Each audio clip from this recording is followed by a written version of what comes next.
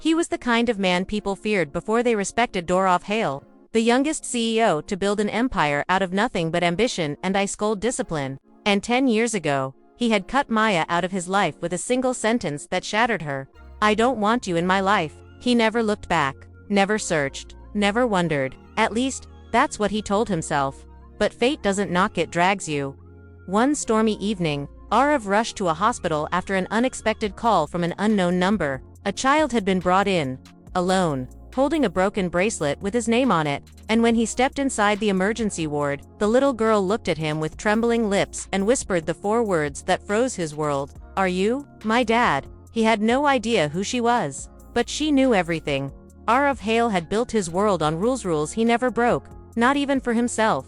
He believed in clean cuts, sharp decisions, and never looking back. And that was exactly how he left Maya 10 years ago. He remembered the scene only in fragments, now her trembling hands, the suitcase half-zipped, the way her voice cracked when she asked, "Why are you doing this?" "We can fix it," and his answer, colder than the steel office walls around them, "I don't want you in my life. Not now, not ever." He didn't wait for her tears. He didn't wait for explanations. He turned and walked out. And by morning, she had vanished from the city entirely. No goodbye, no forwarding address, nothing. He convinced himself it was for the best. Years passed. His company grew. His lifestyle sharpened. His emotions dulled, but sometimes late at night. In the quiet office after everyone had left, he would find himself staring at the door, imagining her silhouette there, imagining what she would have looked like if she had stayed, imagining a life he never allowed himself to want. He always shook the thoughts off. He always returned to work. He always buried that part of himself. Until tonight, the phone call came just after 9:47 p.m., right when he was reviewing the quarterly board projections. His phone lit up with an unknown number, a rarity. Very few people had direct access to him. He let it ring once, twice, a third time. He sighed and picked it up. "Mr. Hale," a woman's voice, urgent, breathless. "Please don't hang up. I'm calling from St. Mercy Hospital. There's a child here?" Arav frowned. "A child? What does that have to do with me?" "She came in alone. She was found near the east traffic intersection. She's unharmed but frightened, and she keeps repeating the same thing." "What thing?" "That she needs to find someone named Arav." His chest tightened. The nurse continued, "She has a broken bracelet with your initials engraved inside. We need you to come." Arav stared at nothing for a long moment. His initials? On a child? Impossible. Or, no, impossible. "Text me the location," he said finally, his voice unusually tense. "I'll be there." He grabbed his coat, ignoring the confused looks from the night staff as he strode past them. The elevator felt too slow. The drive felt too long. His pulse hammered as he replayed the nurse's words. "A child, a broken bracelet, your initials." His mind flickered to my own, invited, unwelcome, yet unavoidable.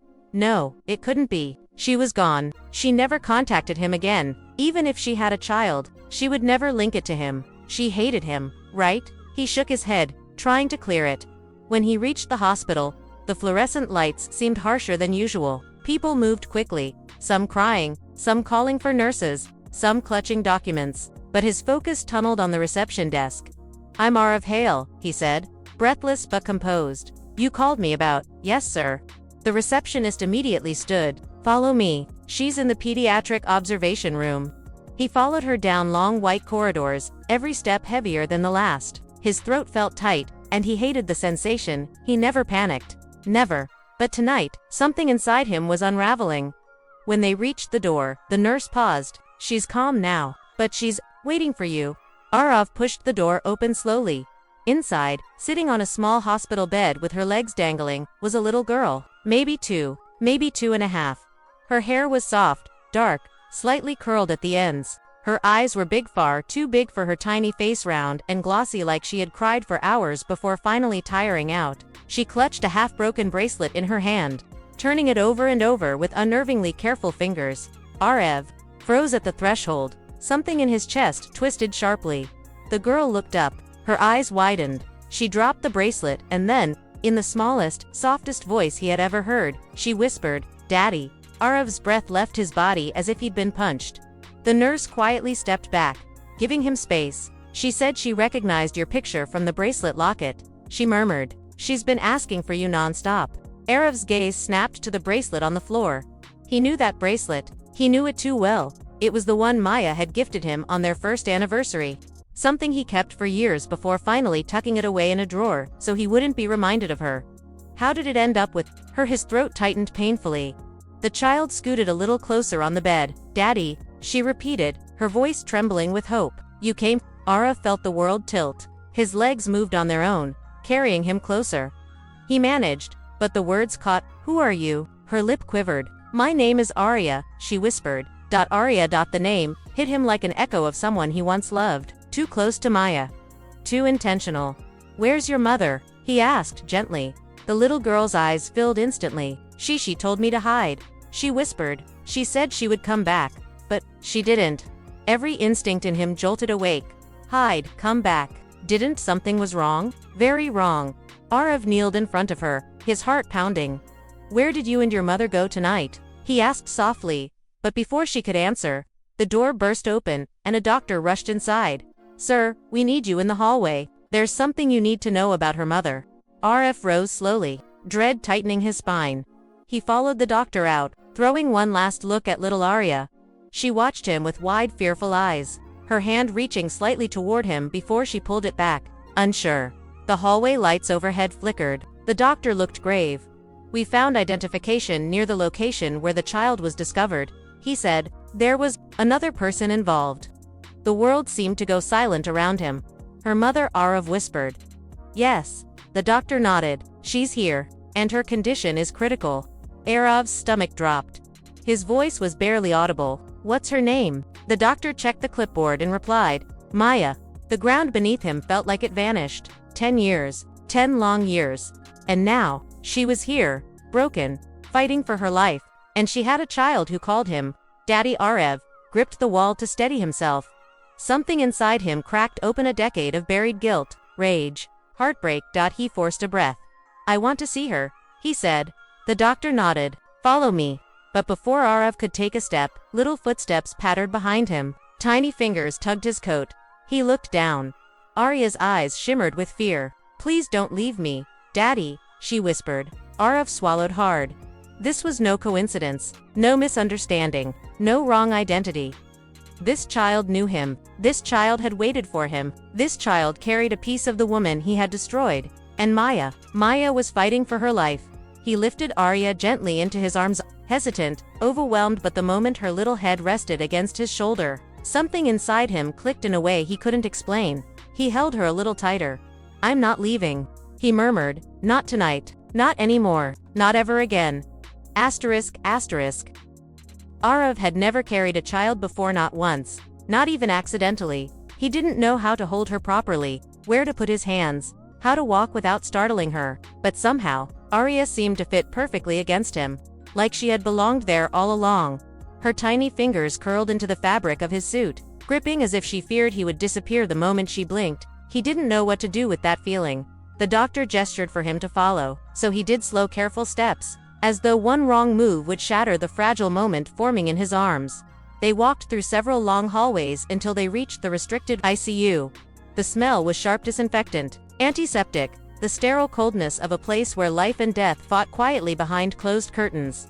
Sir, the doctor said softly, what you're about to see may be difficult. Arav nodded, but his throat was too tight to speak.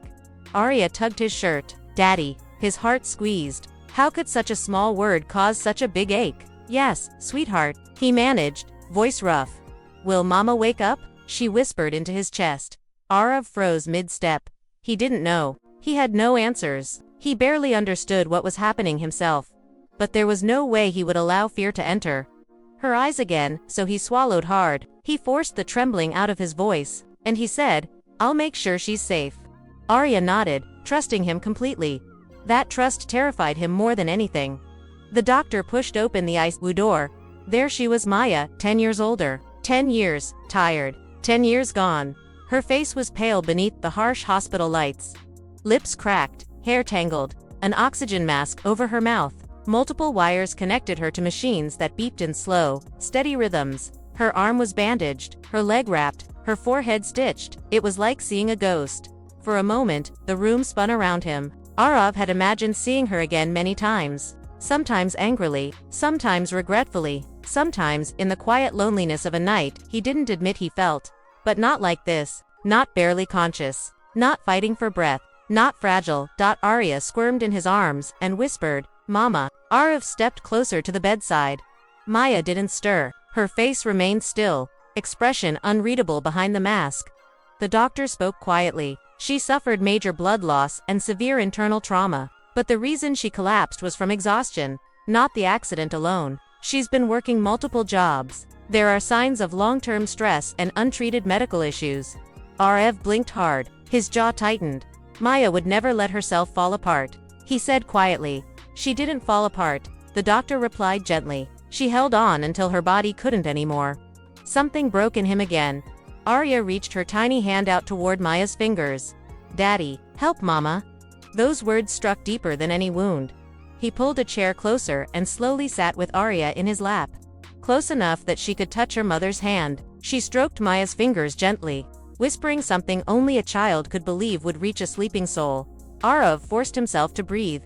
"Doctor," he said, trying to keep his voice steady, "why was she alone? Why didn't she have anyone with her?" The doctor hesitated. According to the report, she collapsed in a small convenience store. The child was found outside the shop, crying. The employees said Maya refused to call anyone. She kept saying she didn't want to burden anyone. Arav felt the air leave his lungs. Burden anyone. Of course, she would say that. He was the one who made her believe she was a burden. His fingers shook as he gently brushed hair away from Maya's forehead. Her skin felt cold. Too cold. He whispered her name before he could stop himself. "Maya." Arya looked up at him. "You know Mama?" He swallowed. "Knew her a long time ago." "Are you Mama's friend?" she asked, blinking innocently. "Friend." The word hurt. "No," he whispered. "I wasn't a friend." Arya tilted her head. "Then who?" Arav closed his eyes. How could he explain 10 years of mistakes to a two? Before he could answer, the doctor stepped forward again. "There's something else you should know." Arav looked up sharply. "What?" The doctor handed him a small, sealed envelope. "We found this in her jacket pocket. It's addressed to you." Arav's heart slammed painfully against his ribs. He stared at the unfamiliar handwriting. The envelope was old edges worn, ink faded, as if it had been carried for years. His name was written on it in soft cursive, Arav Hale. His fingers trembled. As he opened it, inside was a single one-page folded letter. He unfolded it slowly, his heartbeat echoing in his ears. When he began reading, his vision blurred. "If you ever receive this, it means I failed to stay strong." He closed his eyes, exhaling shakily, then read on. "I left because you told me to. I stayed gone because you asked me to, but I never hated you. I never stopped caring. And I never stopped wishing things had been different." A lump formed in his throat so tightly he could barely breathe. Arya watched him silently. Sensing the shift in him, he continued reading. "I didn't come back to ruin your life. I only came because Arya deserves a future. She deserves a father. She deserves someone who can give her what I couldn't." He blinked hard, but tears still threatened. "If anything happens to me, please don't let her grow up alone. Don't let her feel unwanted, like I once did when I left your door for the last time." The paper shook in his hands. He felt like someone had reached into his chest and crushed his heart in their fist. He looked at Maya, pale, motionless, helpless, and realized she had carried this pain alone for a decade while he lived comfortably in his glass tower. Arya tugged his sleeve softly. "Daddy, you're crying?" He froze. A single tear had fallen onto the paper. He quickly wiped his face, trying to compose himself, but the damage was done. Arya reached up with her tiny hand and gently patted his cheek. "It's okay," she whispered. "Mama cries too, when she thinks I'm sleeping." Arav felt his chest cave in. He gathered Arya into his arms, holding her tightly. This child, his child, had lived through things she never should have. The doctor stepped closer. "Mr. Hale, we need a legal guardian for Arya tonight. Someone responsible, someone who can stay with her." Arav didn't hesitate. "I'll take her. You will stay with her full-time until her mother wakes." "I'll stay," he said firmly. "I'm not going anywhere." Arya smiled softly and rested her head against his chest again, as if this was the place she had been searching for all along. The doctor nodded. "Then you and the child will be taken to the family waiting suite." Arav didn't move immediately. He turned back to Maya, looking at her silent face, and whispered words he never thought he would say again. "I'm here. I'm not walking away this time." Arya gently placed her hand on Maya's. "Mama, Daddy's here," she murmured. "You can wake up now." Rof closed his eyes. He wished it were that simple. He wished he could turn back time, undo the pain, undo the cruelty, undo the moment he told Maya to leave, but all he could do now was stay. Hold on, and hope she woke up. As he carried Arya out of the ICU, she whispered something that made him stop in the middle of the hallway. Daddy, Mama said you have a warm heart. She said you just hid it from yourself. Arav didn't know how to breathe after that. But one thing was certain. His life, his rules, his clean, emotionless world had just shattered completely. Asterisk. Arav didn't sleep that night. He sat in the dimly lit family waiting suite with Arya curled up against him, her small head rising and falling with every soft breath. She slept with the complete trust of a child who finally felt safe. But Arav's mind wouldn't rest. Every time he closed his eyes, he saw Maya on that hospital bed, her pale face, her trembling breaths, the wires attached to her body, and that letter that tore him open in a way he didn't know was possible. He stared at Arya's tiny fingers, resting on his chest. Did he really have a daughter? Had Maya carried this secret for years? And if she had, why didn't she tell him? 1,000 questions kept circling. At 3 a.m., Arya shifted in his arms and whispered in her sleep, "Mama, don't go." Arav tightened his hold on her instinctively. He had spent 10 years building an empire, but he couldn't remember a single moment in that decade that mattered as much as this child sleeping in his arms. He whispered, so quietly that only the shadows could hear, "I'm here, Arya. I'm here." The morning came slowly, with soft sunlight leaking through the hospital curtains. Arya blinked awake, blinking adorably against the light. She looked up at him, her hair messy, her cheeks warm from sleep. "Daddy, you stayed," she said, touching his tie like it was something precious. He swallowed. "I told you I wouldn't go." She nodded, smiling softly, then tugged at him. "Mama, can we see her?" Her voice cracked a little on the word mama, and Arav felt the same crack inside his chest. "We'll go," he said, brushing her hair gently. "Let me talk to the doctor first." Arya nodded again, trusting, hopeful.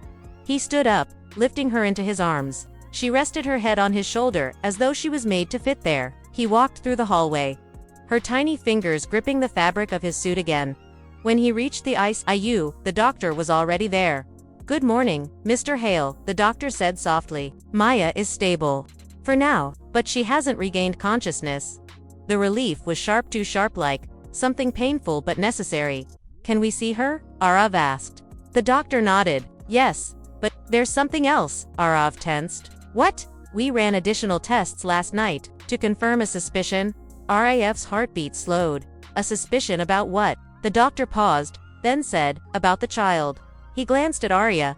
"Her blood type, her medical markers, they match yours." Raf felt the floor tilt for a moment. "So," he whispered, "it is extremely likely," the doctor said gently, "that Arya is biologically your daughter." Arav closed his eyes. For 10 years, he had lived believing he'd cut Maya out completely. For 10 years, he thought that moment in anger had been the end. For 10 years, he convinced himself he was right to walk away. But Maya hadn't walked away alone. He opened his eyes, staring at Arya. She blinked up at him, unaware of the earthquake happening inside him. He cleared his throat. "Thank you." The doctor placed a hand on his shoulder. "If she wakes, she need emotional stability, and Arya will need someone she can rely on." Then, more quietly, "It seems both of them have only had each other for a long time." Arav held Arya a little tighter. "I won't let them be alone anymore," he said quietly. The doctor nodded. "Then let's go." They entered the ICU. Maya looked the same, pale, fragile, fading. Arya slipped from Arav's arms and climbed carefully onto the small chair next to the bed. She reached out and held her mother's hand with both of her tiny ones. "Mama, it's me," she whispered. "Daddy is here too. You don't have to be scared." Arav's breath caught at how gently she said it. She looked over her shoulder at him. "Tell Mama you're here," she insisted. He approached slowly, each step heavier than the last. He sat on the other side of the bed and looked at Maya's still face. His hand hovered for a moment before he finally gathered the courage to place his palm lightly over hers. "I'm here, Maya," he whispered. "I'm not leaving again. I promise." The heart monitor beeped steadily. Arya leaned forward. "Mama likes your voice. Talk more." He let out a breath that shook. I'm sorry," he said quietly to Maya. "For everything. For that night. For the words I said. For the years you spent alone. For not knowing about Arya. for not looking for you. I'm sorry for every single thing I should have done differently." Arya watched him with wide eyes, as if absorbing every word. He continued, voice cracking, "I don't know if you can hear me, but please, wake up. Please come back. Arya needs you." A pause. "And maybe, I do too." Arya crawled onto the bed gently and rested her head on her mother's arm. "Mama, Daddy is good," she whispered. "Don't be angry. He stayed with me all night. He hugged me, and he said he won't leave." Arav felt tears burn behind his eyes. The doctor stepped in quietly. She might respond to familiar voices. "Please keep talking to her." Arav nodded. He sat with Maya for hours, telling her everything he never had the courage to say a decade ago. He told her why he broke, why he pushed her away, why he spent years pretending he didn't need anyone. He spoke until his throat hurt. He spoke until Arya fell asleep again. He spoke until he felt hollow and full at the same time. Around noon, a nurse entered. There's something you should see." Arav turned. "What happened?" The nurse handed him a small backpack, Haria's backpack. "We found this in the ambulance. You may want to look inside." Arav opened the backpack and froze. Inside were a tiny pink stuffed bunny, a cracked photo frame with a picture of Maya holding baby Arya, a small bottle of cough syrup, 2 packs of crackers, and at the very bottom folded neatly a small envelope, his name on it, another letter. His breath stopped. He opened it slowly. "Arav, I don't know if fate will be kind to me, but if anything happens, please know one thing. Arya never asked for this life. She never asked for a broken home or an absent father. She deserves more than what I can give alone." His fingers trembled. "If you ever read this, and if you still have even a piece of the heart I once knew, please don't turn her away. Even if you don't want me, please want her." Arav shut his eyes. "Maya," he whispered. Arya woke up and climbed into his lap quietly. "What's wrong, Daddy?" He wrapped his arms around her, kissing her hair. "Nothing, sweetheart. I'm here." She hugged him tightly. "Mama will wake up," she promised. Arav whispered into her hair. "I hope she keeps that promise." For the first time in 10 years, he prayed. He prayed for Maya's breath. He prayed for one more chance. He prayed for a future he never thought he'd want. And as he looked at the woman he once threw away, the woman who carried his child alone for years, he knew one thing with absolute certainty. If she survived, he would never let her go again. If she opened her eyes, he would spend the rest of his life making up for the years he stole, and if she didn't, he would raise Arya with every piece of love Maya had deserved but never received. Time moved, slowly, minutes, hours, silence. Then, suddenly, a flicker. Maya's fingers twitched. Arya gasped. Eyes wide, "Mama." Arav's heart stopped. Maya's eyelids fluttered weakly. "Doctor," Arav shouted. But he never let go of her hand. Asterisk. Ethan paced outside the ICU, hands shaking, heart pounding harder than it ever had in his entire life. Every heartbeat repeated one sentence inside him: my daughter is in there. He had spent years believing he didn't need a family, years building empires, fighting feelings, turning himself into a machine. But the moment he held little Ayla's tiny bracelet in his palm, he shattered. Maya watched him quietly from beside the wall. She'd prepared herself for anger, for frustration, for distance, but not for this. Not for a broken man realizing he wasn't as heartless as he pretended to be. After hours, the doctor finally stepped out. "Mr. Carter, she's stable now. You can see her." Ethan didn't wait. He rushed inside. Ayla lay there, small, fragile, connected to monitors. Her eyelashes fluttered weakly, and then she opened her eyes. When she saw him, she whispered in her tiny, trembling voice, "Are you my daddy?" Ethan froze. Every wall he'd built for 10 years crashed down. He dropped to his knees beside her bed. He took her small hand. "Yes, sweetheart, I'm your dad, and I'm not going anywhere, ever again." A single tear ran down Ayla's cheek. A waterfall ran down his dot, the final Aricio and CIO way to that night. Maya entered the room. Ethan didn't turn. His eyes stayed on Ayla, who was finally asleep. "You love her," Maya whispered. "I didn't know," Ethan said, voice breaking. "If I had known she existed, Maya, I would have." She cut him off gently. "You weren't ready back then. But I am now," he said. "For her and," he swallowed, "and for us, if you'll let me try." Maya looked at him, eyes soft but full of old scars. "You walked away from me once, Ethan. I'll spend the rest of my life proving I won't do it again." Silence. A long, deep silence. Then Maya said the words that changed everything. Let's start slowly. For Ayla, Ethan nodded immediately. Anything you want. 1 month Latarella ran across the park laughing, her tiny legs wobbling as she went straight toward Ethan. He scooped her up, spun her around, kissed her forehead. Maya watched them from a bench, and for the first time in many years, she smiled, truly smiled. Ethan walked over Ayla in his arms. Family picnic again tomorrow? He asked. Maya raised an eyebrow. You're not getting tired? He shook his head. I lost 10 years. I'll never waste another minute. Ala wrapped her small arms around both of them. Daddy, Mommy. Together. Maya and Ethan exchanged a long, warm look. They weren't fully healed yet. They weren't fully reunited yet, but they were closer than they'd ever been. And this time, Ethan wasn't letting go. Not of Maya. Not of Ayla. Not of the second chance life gave him. Asterisk asterisk.